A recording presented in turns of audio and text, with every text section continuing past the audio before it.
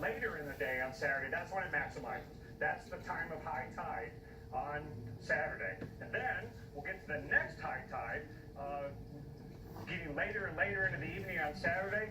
It is late Saturday night when the next high tide will be, and so that's when we could have the coastal flood issue maximized in New England. So high tides are going to be noon and midnight, plus or minus.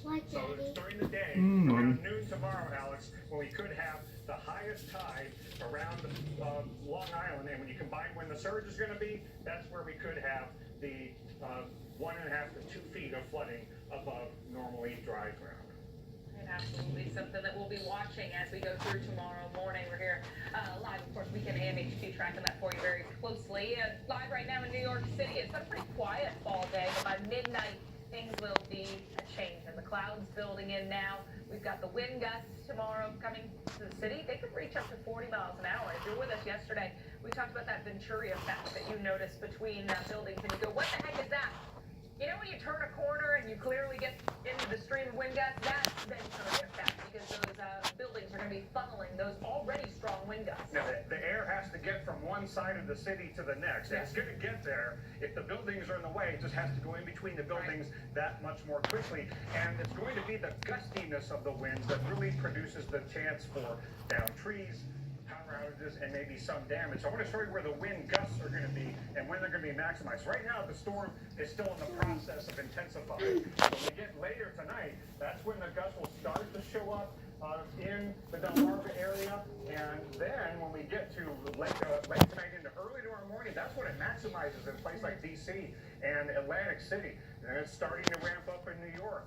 Then as it moves north and continues to intensify, we get to late tomorrow morning. Look at this, 50 to 60 mile an hour gusts possible in Atlantic City, 40 to 50 in New York City. And again, the higher you go up, the stronger those could be.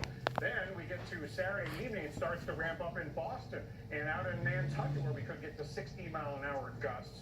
And then late Saturday night, it'll start to wind down a bit, but you'll still have the gusty winds. It won't be until Sunday, when the system is farther north, that in the big cities it'll really start to wind down. So because of all those winds, power outages are possible from the Delmarva up into New England, including the Berkshires and the Green Mountains, and even touching some of the Poconos and Catskills there in the Highlands north of New York City. But it's going to be really windy out here on the islands. Oh my goodness, where you're really close to the storm and you got that open exposure. And so we've got to keep in mind, just like in a tropical storm, how do you stay safe from power outages? Don't run those generators out indoors, run them only outdoors. Stay away from using candles because of the fire risk. And stay away from any down power lines. You don't know if you see a down power line, if it's live or not. Right. So stay away from those. And then New York City Office of Emergency Management hit on this point today. If you have life-sustaining medical equipment, you either want to shelter someplace where they have backup power, or if you're at home and the power goes out, call 911. Don't let a power outage surprise you and put you in danger. Yeah, absolutely. A very important point to make. And I'm glad the emergency.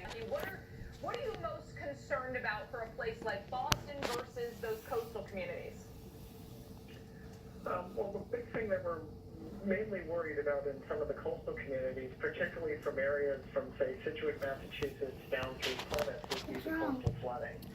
You have to get through Boston Harbor to get coastal flooding in downtown Boston, although we do expect some minor coastal flooding there up to 1 foot above ground.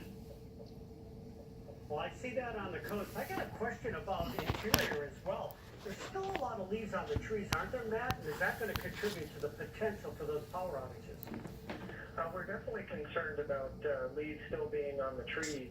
Fortunately for us, this is kind of a baby nor'easter as far as these storms typically go. While we have wind gusts 50, 60 miles per hour across the immediate coastline and across the higher terrain in the Berkshires, we're expecting winds to be more 35, 45 miles per hour across the interior, so it's a little bit less. Excuse me. Matt, in your conversations with the emergency managers and any other officials, what are you and they wanting people to do in advance of the arrival of the storm? I would say the